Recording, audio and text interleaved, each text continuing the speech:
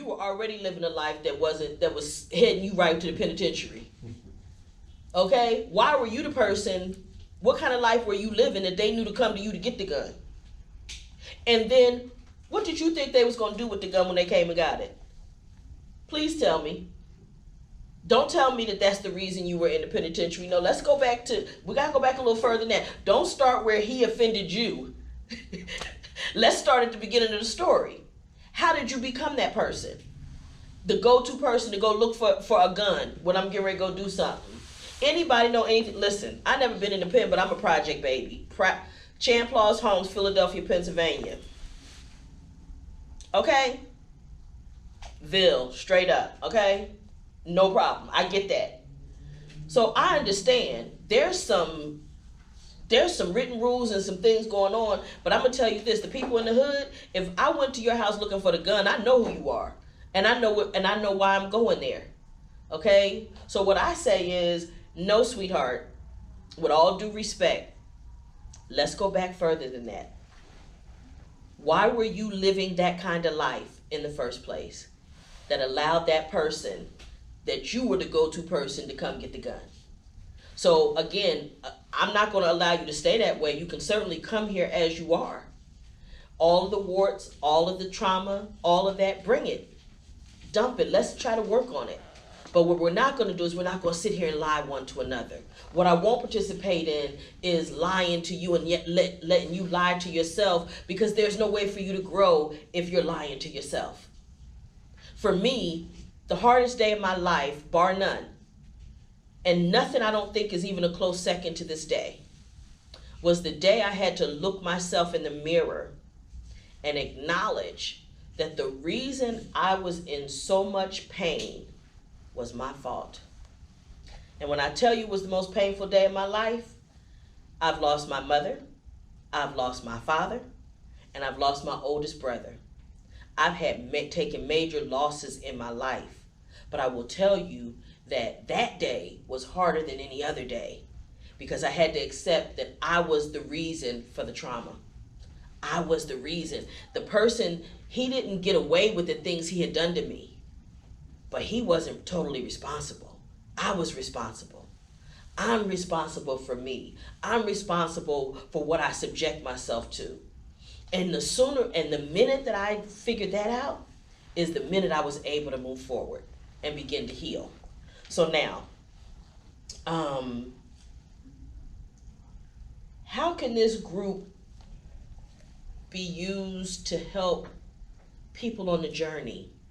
Is there anything in particular that, I guess I'll say it this way, when you came home, if you wanted someone to talk to, and that those days when you didn't feel like anybody understood what you were going through, what could someone have done in that moment or provided to you that would have allowed you to be able to express that or to release some of that trauma or some of that pain at that moment?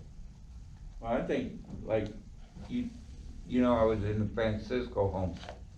I think it helps being, when you first come out, being with people had the same experiences. Okay. You know. So just the structure of this alone, meaning that people that'll be here will be people who have been through what you've been through. Right.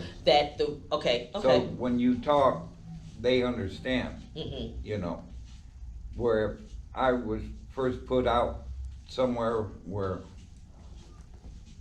people didn't know nothing about prison or nothing, you know. It would have been hard. Yeah, it's just like when I started to go to church out here. And I gave a testimony about 6 months after, and I straight up and told him I was in prison. The bishop, the only thing he asked me is not, because sometimes I cuss and I don't know I'm cussing.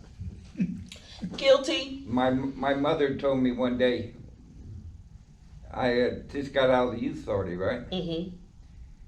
She says, I wish you would quit cussing.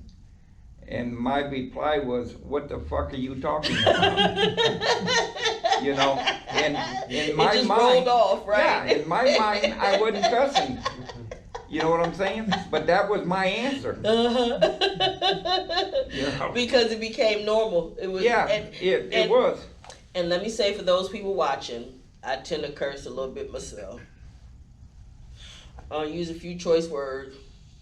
Sometimes because you need it to make the emphasis. Sometimes you need that impact.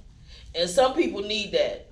So a good F-bomb here and there sometimes can make the point, make the case when other things cannot.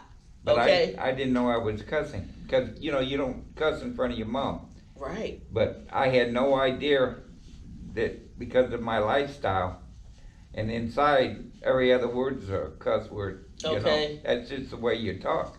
Right. And it didn't dawn on me till she said, well, what did you just say, you know? And I said, oh, shit, you know. And there went another one, right? Yeah. Exactly. How about you? Anything that you can think of that would have really been useful, any particular format, any particular anything that might have helped? When I first came home? Yes. When I first came home, I felt that it was at a time too where the resources for women in reentry was very scarce. Got you.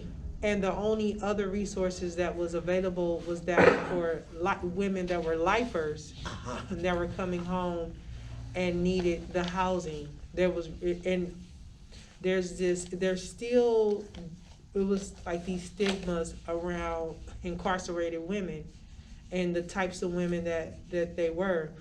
And so what could have really helped for me was having some gender-based support. Mm-hmm.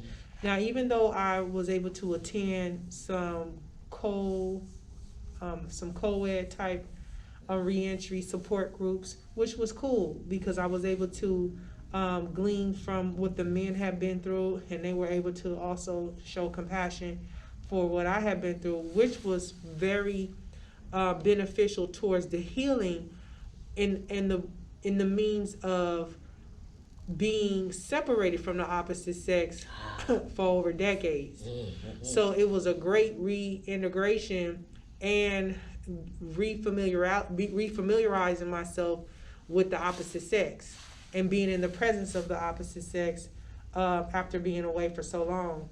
But what I felt that a lot of times what the resources I was asking from community partners as well as my parole officer, it was all of the resources was gearing towards the men, and it was not helping me. So I had to find my way. And a lot of the other, so to move a little further, is that a lot of the jobs that was being offered are construction, hard labor type jobs, and I'm not a hard labor type girl. Right. I have high intellect, and I'm very creative, and I'm administrative. So Right. for all that time I was in prison, I worked for the captain, I worked for the associate warden, I worked for the lieutenants, doing clerical and administrative type work. That wasn't available for me, Right. especially because who